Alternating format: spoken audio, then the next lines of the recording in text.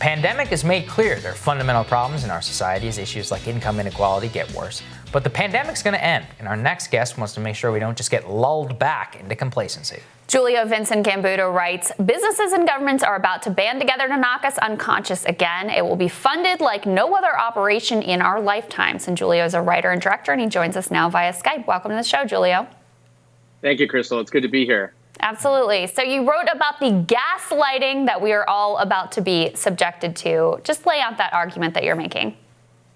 Sure. I think that what's about to happen, and I think we're already starting to see it happen, is that we're about to be inundated with messages and advertisements and speeches, however they come, to make sure that we get back to normal, to make sure that, it was a blip and we should really sort of resume everything that we were resuming before the pandemic. And, my point, especially made in the essay, was that I think we just need to think deeply and critically about what we really want to put back and how do we want to spend our money going forward? How do we want to spend our time going forward? How is it that do we want to have dinners with our family again? Is that something we've learned during this process? And so it's important for me, and especially important for me and my family, to just think critically about what does the future look like? And it's okay to get back to normal, but what does the new normal look like?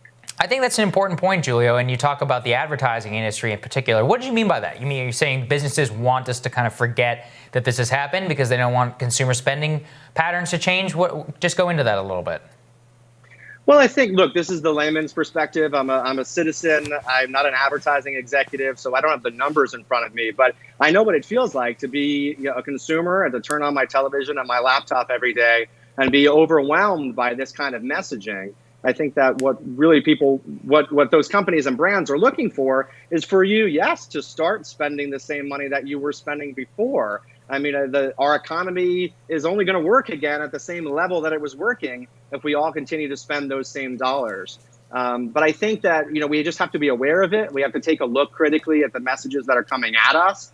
I think there's a real difference, Sagar, between what is just tone deaf and a little bit tacky, and then other ads that are, in fact, manipulative.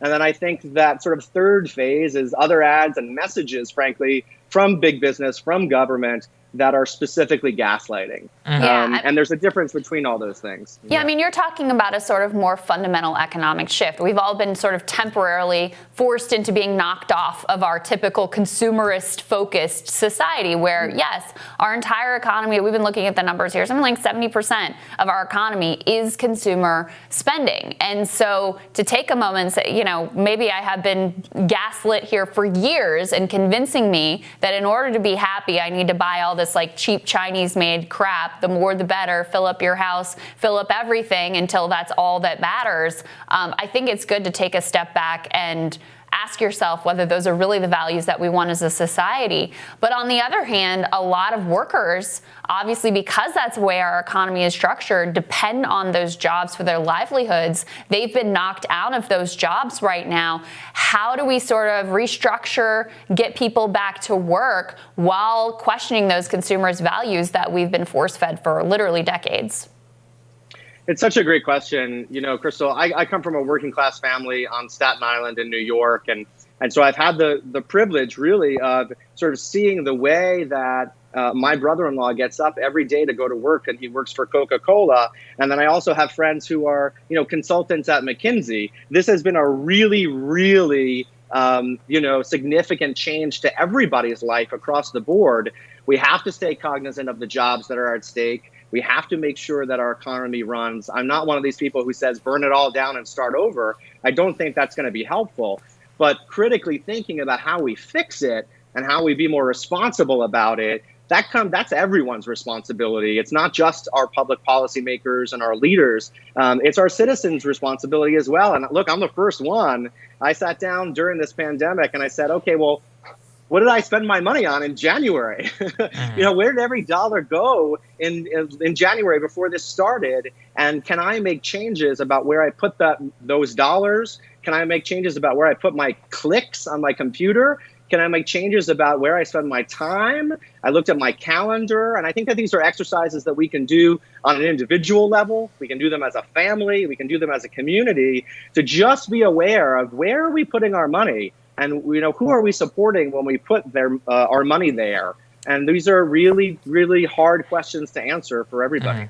Yeah, I mean, it's very rare to get a hard reset in life, and maybe we should take advantage of it. Julio, I really enjoyed the essay. Appreciate you coming on. Thank you, Julio. Great to have you.